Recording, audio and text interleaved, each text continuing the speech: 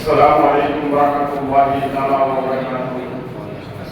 সবার আগে আমি দুঃখ প্রকাশ করছি, যেহেতু আমি আরেকটি কাজ থাকার কারণে হুজুরকে নাম বলার পরে আমি আবার উপস্থিত হয়েছি, কারণ একটু আমার সময় ব্যস্ততার কারণে দুঃখ প্রকাশ করছি। বিসমিল্লাহির রহমানির রহিম।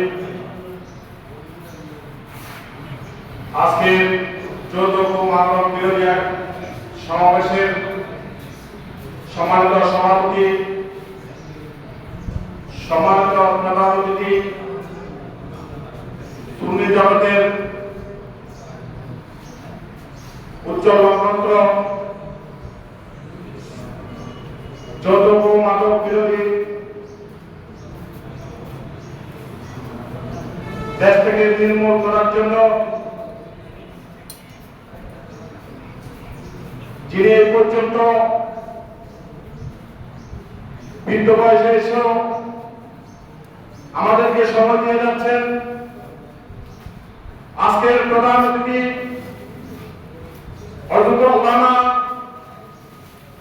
জনাব মাওলানা আবুল কাসেম নূরী হুজুর মোকাররম এবং সামনে বসা উপস্থিত এবং মঞ্চে বসা উপস্থিত মাইকের আওয়াজ যতটুক চাই, সবাইকে জানাচ্ছি আসসালামু আলাইকুম ওয়া রাহমাতুল্লাহি ওয়া বারাকাতুহু। বর্তমান সময়ে যৌতুক এবং মাদক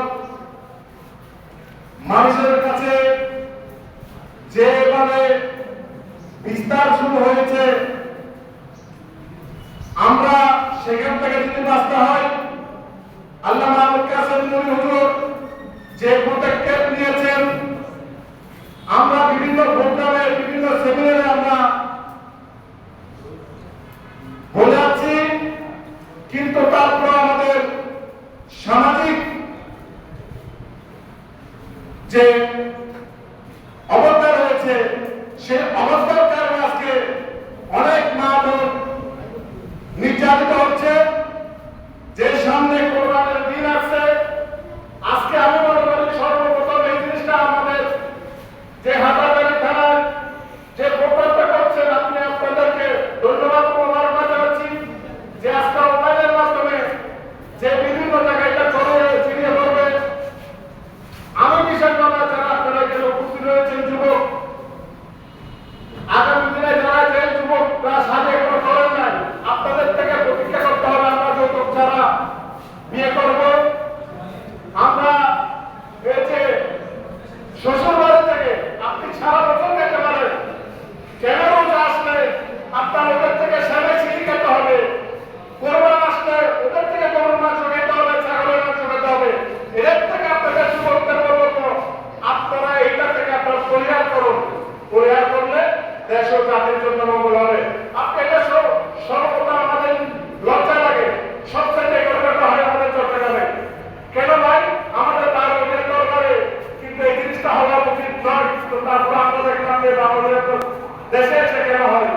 দেখছে আমাদের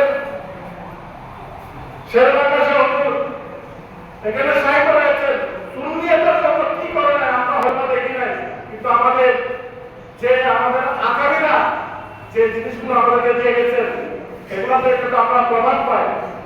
আরে নিজেকে জিহাদ করতে শিখেন। জিহাদ আপনি যেগুলো একটা জিনিসকে একটা বিতর্ক কথা বলবো, আপনি যখন সঠিক একটা কথা বলবেন, এটা আপনার জন্য জিহাদ হবে।